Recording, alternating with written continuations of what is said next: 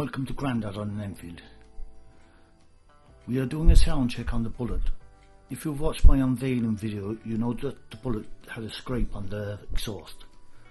I'm thinking of replacing it with a complete exhaust from Hitchcock's, but I am a bit concerned about the tailpipe being nearly straight through. It will cost £298 plus tax plus post. Has anyone done this? The scrape on the exhaust was done by the first owner, as it always is.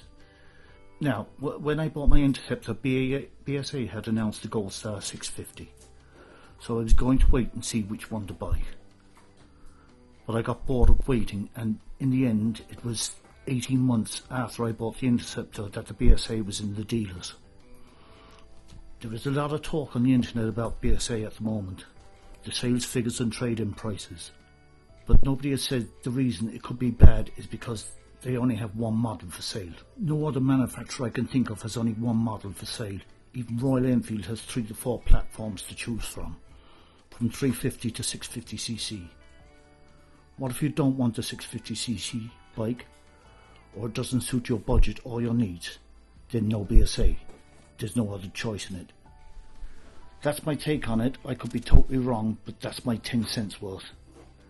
And remember, it is only my opinion. Now, today's place of interest is the Marina Market. It's on the old Ford's site, which closed on the 13th of July 1984 with the loss of 800 jobs, which was a huge blow in the 80s for Cork City. The site has been mainly lying unused since. The market has a good range of foods to suit everyone. It can be busy at weekends, but is open all week with free parking.